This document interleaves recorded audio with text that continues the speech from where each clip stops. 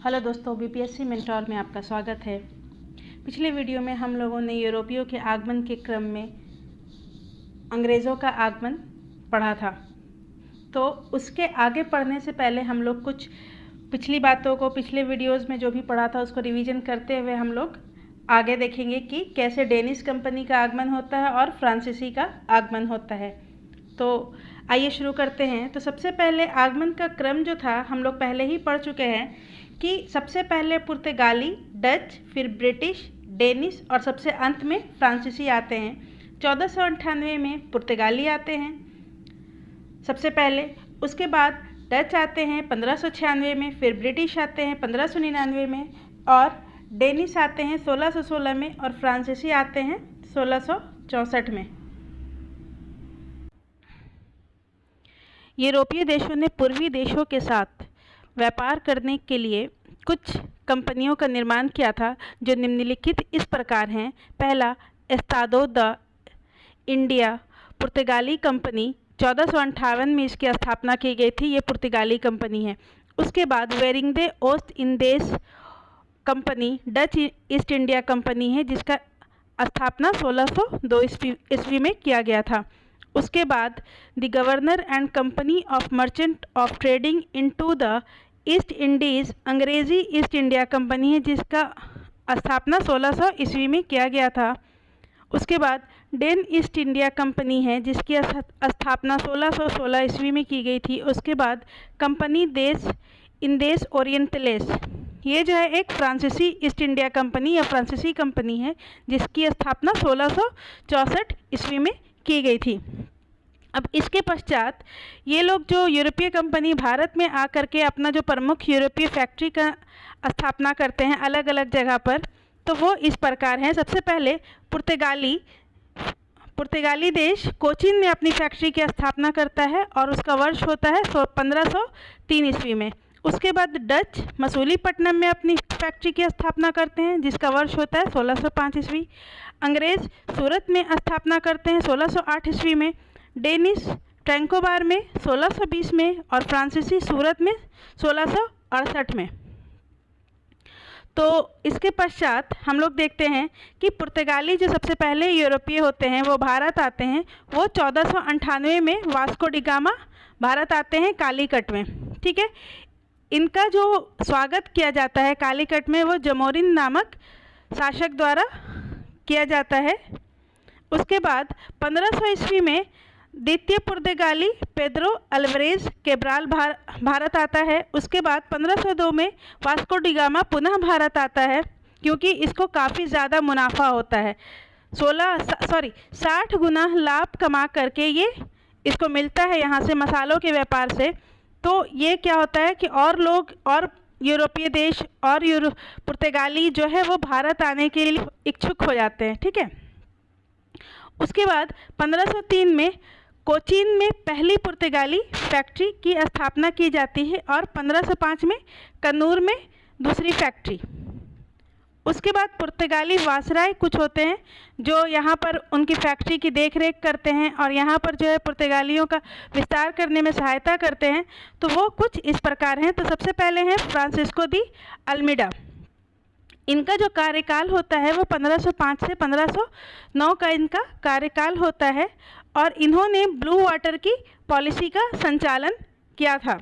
और 1508 में चौल के युद्ध में गुजरात के शासक से ये परास्त हो जाते हैं। ठीक है, दूसरा जो वायसराय है वो कौन है?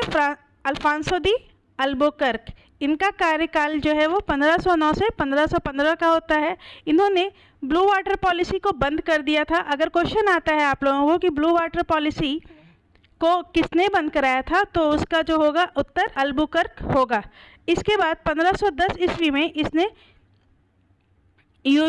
बीजापुर के शासक यूसुफ आदिल शाह से गोवा को जीता, जो कि कालांतर में यही पुर्तगालियों का राजधानी बनता है। उसके बाद ये क्या है कि पुर्तगाली का जो वास्तविक संस्थापक का अगर क्वेश्चन आता है कि वास्तविक संस्थापक पुर्तगाली का वास्तविक संस्थापक किसको कहते हैं, तो वो कौन होंगे? अल्फांसो दी अल्बुकर्क होंगे। ठीक है। उसके बाद नीनो डी कुन्हा, इनका जो कार्यकाल होता है वो 1529 से 1538 का होता है और 1530 में कोचीन से गोवा को राजधानी बनाते हैं। वहाँ पर कौन था? यहाँ पर आप लोग देख सकते हैं कि अल्फांसो दी अल्बुकर्क ने गोवा को यूसुफ आदिल शाह से जीता था और उसके पश्चात 1530 में कोचीन से गोवा को राजधानी, पुर्तगालियों की राजधानी बना दिया जाता है। उसके बाद इन्होंने सैंट टोम और हुगली में पुर्तगाली बस्तियां बसाईं और गुजरात के शासक से बसिन और दीव को जीता और एक कार्ट्रिज पद्धति को लागू किया। ये एक प्रकार का लाइसेंस होता था कि किसी भी देश को या किसी व्यक्ति को अन्य एशियाई देशों में अगर भेजना होता था तो उन्हें एक कार्ट्रिज लेना होता था। ये एक प्रकार का लाइसेंस होता था और इसके लिए एक शुल्क देना होता था, पैसा देना होता था। ठीक है। उसके पश्चात 1542 में प्रसिद्ध संत जेवियर जो है वो भारत आते हैं। ये एक जूइश संत थे। ठीक है। उसके बाद 1556 में प्रथम प्रिंटिंग प्रेस की स्थापना होती है। प्रिंटिंग प्रेस के जो संस्थापक होते हैं भारत में वो पुर्तगालियों को ही माना जाता है। ये बहुत कॉमन क्वेश्चन है कि प्रिंटिंग प्रेस की स्थापना भारत में किसने की, तो उसका उत्तर हो जाएगा पुर्तगाली। ठीक। उसके बाद 1632 में शाहजहां ने पुर्तगालियों को हुगली से भगाया और उसके पश्चात 1661 में पुर्तगाली राजकुमारी कैथरीन का विवाह जो है वो चार्ल्स द्वितीय से होता है, ब्रिटिश राजकुमार चार्ल्स द्वितीय। तो आप लोग अंग्रेज़ों के आगमन में आप लोगों को ये बताया था कि 1668 में यही चार्ल्स द्वितीय जो है वो 10 पाउंड वार्षिक किराए पर ब्रिटिश कंपनी को बम्बई क्षेत्र दे देता है।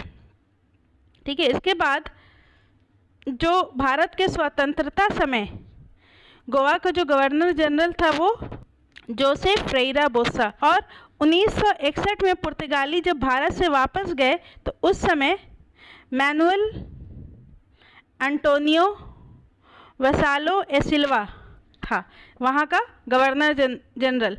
तो आप लोगों को वसालो ए सिल्वा याद रखिएगा। ठीक है। उसके बाद इनका योगदान क्या होता है? भारत ये आते हैं तो इनका कुछ योगदान होता है। तो इनका कुछ योगदान है, पहला कि तंबाकू के बारे में भारतीय नहीं जानते थे, उसकी खेती यहाँ होने लगती है। आलू और टमाटर की खेती होने लगती है। जहाज़ का निर्माण होता है, प्रिंटिंग प्रेस की शुरुआत होती है और स्थापत्य कला की गॉथिक शैली जिसमें नुकीले मेहराब होते थे उसकी स्थापना ये पुर्तगालियों के वजह से भारत में होती है। चलिए उसके बाद हम लोग डच का आगमन देखते हैं। तो डच का जो सबसे इम्पॉर्टेंट चीज़ है कि वर्तमान में जो डच है वो नीदरलैंड के निवासी थे। उस समय नीदरलैंड को हॉलैंड के नाम से जाना जाता था। तो पहला 1596 में कॉर्नेलियस दी हॉटमैन पहला डच यात्री केप ऑफ गुड होप होते हुए भारत आता है। उसके बाद 1602 में डच कंपनी की स्थापना होती है, वेरिंगडे ओस्ट इंडीज कंपनी, जिसके 17 सदस्य थे। और डचों का जो मुख्य व्यापारिक केंद्र था वो इंडोनेशिया था। ये इंडोनेशिया से मसालों का व्यापार करते थे और भारत से ये सूती वस्त्र का व्यापार करते थे, जिससे इन्हें काफ़ी मुनाफा हुआ। और डचों ने अपनी पहली फैक्ट्री मसूलीपट्टनम में 1605 में बनाई थी। 1610 में किलाबंद फैक्ट्री गोल्डिया का पुलिकट में स्थापना होता है। 1619 में बेटाविया नामक शहर की स्थापना करते हैं, जो कि जकार्ता को जीतकर इन्होंने किया था। और उसके बाद 1627 में बंगाल के पीपली में डच फैक्ट्री की स्थापना होती है। उसके बाद 1641 में ये मलक्का, 1658 में श्रीलंका और को जीत लेते हैं। उसके बाद 1664 में औरंगजेब ने बंगाल, बिहार और उड़ीसा में डचों को व्यापारिक अधिकार दे दिया कि यहाँ से व्यापार कर सकते हैं। डच का जो ज़्यादातर फैक्ट्री जो था वो कोरोमंडल तट पर था, क्योंकि ये इंडोनेशिया के निकट था। और डचों ने भारत से मुख्यतः नील, शोरा और सूती वस्त्र का निर्यात किया। इन्हीं चीज़ों का व्यापार करते थे। इसके बाद 1759 में अंग्रेज़ों और डचों के मध्य बेदारा का युद्ध होता है और डच जो है वो पराजित हो जाते हैं। उसके बाद अंग्रेज़ों का आगमन होता है। तो सबसे पहले ये लास्ट वीडियो में आप लोगों ने देखा था कि 1588 में नौसैनिक की स्थापना होती है, नौसेना की स्थापना होती है। 1599 में कंपनी की स्थापना होती है, governor and company of merchant of London trading to East Indies की स्थापना होती है, जिसके 217 साझेदार थे और थॉमस स्मिथ इसका गवर्नर था। उसके बाद 1600 ईस्वी में महारानी एलिजाबेथ प्रथम ने 15 वर्ष के लिए अधिकार दिया और 1608 में कैप्टन हॉकिंस जो है वो जहांगीर के दरबार में आता है और 1608 में ही सूरत में पहली फैक्ट्री की स्थापना की जाती है। 1609 में व्यापारिक अधिकार अनिश्चित काल के लिए कर दिया जाता है जेम्स प्रथम द्वारा, ये भी ब्रिटिश के सम्राट थे। 1611 में जहांगीर के दरबार में कैप्टन मिडल्टन आते हैं और दक्षिण में मसूलीपट्टनम में प्रथम फैक्ट्री की स्थापना होती है। 1613 में सूरत में व्यापारिक कोठी की स्थापना होती है। पहले 1608 में शुरू होता है और कंप्लीट जा कर के वो 1613 ईस्वी में होता है। ठीक है, उसके पश्चात कैप्टन बेस्ट के द्वारा स्वाली में पुर्तगालियों को हरा दिया जाता है और वहाँ पर भी ये अधिकार कर लेते हैं। उसके बाद 1615 जेम्स प्रथम का दूत थॉमस रो जहांगीर के दरबार में आता है और इसके आने से ये होता है कि इनको पूरे भारत में व्यापार करने का अधिकार मिल जाता है। उसके बाद 1639 में मद्रास में व्यापारिक कोठी की स्थापना होती है, जिसको फोर्ट सेंट जॉर्ज के नाम से जाना जाता है और फ्रांसिस डे इसके संस्थापक होते हैं। 1633 में बालासोर में कारखाना, 1651 में हुगली नगर में व्यापार की अनुमति, 1632 में गोलकुंडा का सुल्तान का सुनहरा फरमान था कि 500 पगोड़ा वार्षिक कर देकर गोलकुंडा राज्य के बंदरगाह से ये स्वतंत्रता पूर्वक व्यापार कर सकते थे। 1661 में कंपनी को अधिकारियों को नियुक्ति का अधिकार मिल गया और उसके पश्चात पुर्तगाली राज 1661 में आपको बताया था, पहले जब हम लोग पुर्तगालियों के बारे में पढ़ रहे थे तो कैथरीन का विवाह किससे होता है? चार्ल्स द्वितीय से होता है। दहेज में मुंबई प्राप्त होता है और 1668 में यही मुंबई जो है 10 पाउंड वार्षिक किराए से ईस्ट इंडिया कंपनी को दे दी जाती है। उसके बाद जिसके मुंबई के जो संस्थापक थे वो गेराल्ड ऑंगियर थे। उसके बाद 1676 में मुंबई में सिक्के ढालने का अधिकार प्राप्त हो जाता है कंपनी को। 1686 में अंग्रेज़ों ने हुगली को लूटना शुरू कर दिया, जिसका परिणाम ये होता है कि मुग़ल सेना से संघर्ष होता है। सूरत, मसूलीपट्टनम, विशाखापट्टनम आदि से अधिकार जो है इनका समाप्त हो जाता है और क्षमा मांगने पर 1.5 लाख रुपया मुआवजा देकर इन्हें अधिकार पुनः प्राप्त होता है। उसके बाद 1687 में इनका जो पश्चिमी मुख्यालय था सूरत से मुंबई कर दिया जाता है। कंपनी को न्यायालय स्थापित करने का अधिकार मिल जाता है। कंपनी को गोविंदपुर, कोलिकाता और सुतानाती क्षेत्र 1200 रुपये में दे देता है, जिसका बाद में जॉब चरनॉक ने फोर्ट विलियम की स्थापना करता है, जिसको कालांतर में कोलकाता के नाम से जाना जाता है। यही जॉब चरनॉक जो है वो कलकत्ता के संस्थापक के नाम से जाने जाते हैं और इसका जो प्रेसिडेंट था वो कौन था? चार्ल्स आयर था।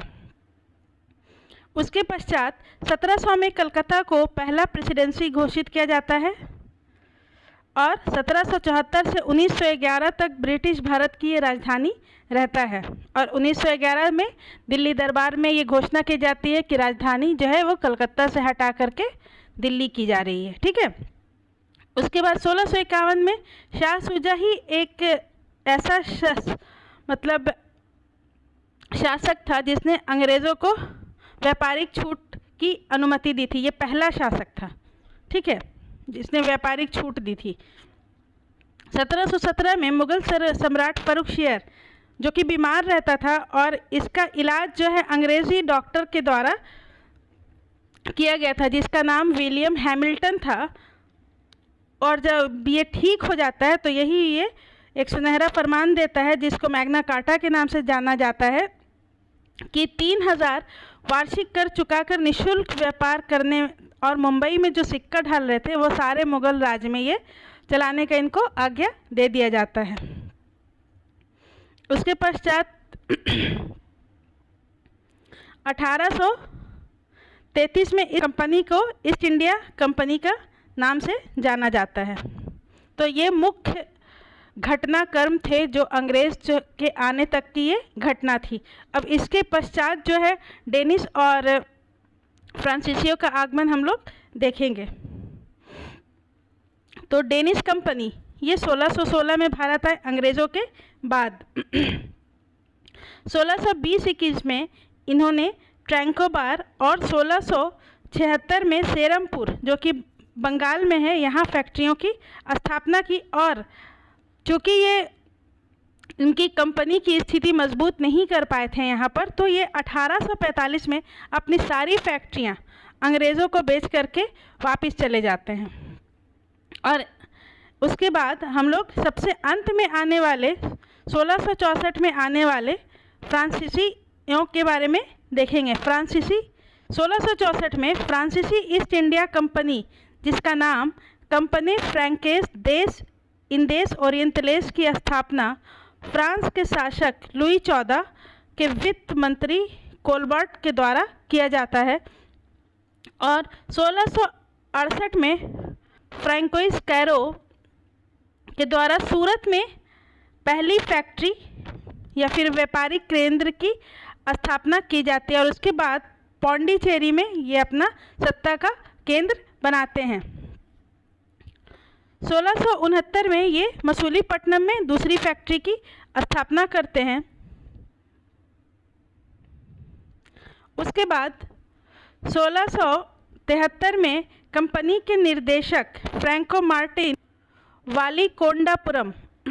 वालीकोंडापुरम के सूबेदार शेर खान लोदी से कुछ गांव प्राप्त करते हैं, जिसको पौंडीचेरी का नाम से जाना जाता है। पौंडीचेरी में फ्रांसीसियों द्वारा फोर्ट लुई नामक एक किला बनवाया गया। उसके पश्चात 1673 में ही बंगाल के नवाब शाइस्ता खान ने फ्रांसीसियों को एक जगह किराए पर दी, जहां चंद्रनगर की सबसे प्रसिद्ध कोठी फोर्ट ऑरलियंस की स्थापना हुई। उसके बाद 1721 में फ्रांसीसियों ने मॉरिशस जीता, 1725 में माहे और 1739 में कारिकल पर अधिकार कर लिया। 1742 के पश्चात फ्रांसीसी गवर्नर डुप्ले ने भारतीय राज्यों में हस्तक्षेप कर विस्तार किया। इसका परिणाम ये होता है कि अंग्रेज़ और फ्रांसीसियों के बीच 3 युद्ध होते हैं, जिसको हम लोग कर्नाटक युद्ध के नाम से जाने जाते हैं, क्योंकि ये युद्ध जो है मुख्यतः कोरोमंडल तट पर होता है, तो इसीलिए इसको हम लोग कर्नाटक युद्ध के नाम से जानते हैं। इन दोनों कंपनियों के मध्य में लगभग 20 वर्ष तक संघर्ष चलता है और अंततः 1760 में वांडीवाश की लड़ाई में फ्रांसीसी पराजित हो जाते हैं और यहाँ पर पूर्णतः अंग्रेज़ों का अधिकार हो जाता है। तो आइए हम लोग कर्नाटक युद्ध के बारे में थोड़ा देख लेते हैं। प्रथम कर्नाटक युद्ध 1746 से 1748 के बीच होता है।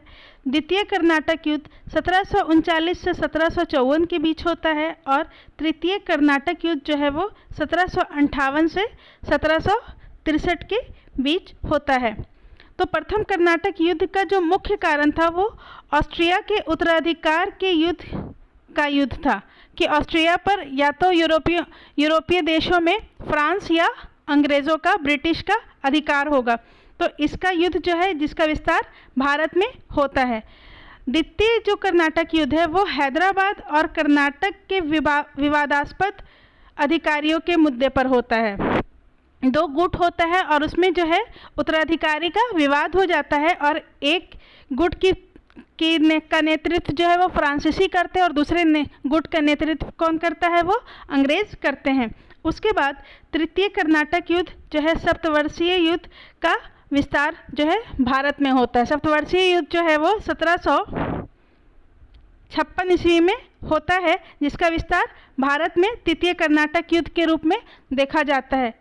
तो इन तीनों युद्ध में कुछ संधियां हुई थी, जिसको हम लोग देख लेते हैं। प्रथम में एक्सा-ला-शापेल की संधि, इसका वर्ष जो है वो युद्ध के अंत वाला ईयर ही होगा, ठीक है। जैसे एक्सा-ला-शापेल संधि जो है वो 1748 में हुई। उसके बाद पौंडीचेरी की संधि, द्वितीय कर्नाटक युद्ध में जो है पौंडीचेरी की संधि हुई थी, ठीक है। और तृतीय कर्नाटक युद्ध में पेरिस की संधि हुई थी। तो ये है फ्रांसीसियों के आगमन के बारे में, और उनका जो पराजय होता है भारत से, उनका जो अंत होता है, ये उसके बारे में है। अब हम लोग जो है अगले वीडियो में कर्नाटक युद्ध को डिटेल्स में देखेंगे। अगर आप लोगों को हमारा वीडियो पसंद आता है तो प्लीज़ लाइक करें, सब्सक्राइब करें और ज़्यादा से ज़्यादा दोस्तों में शेयर करें। Thank you.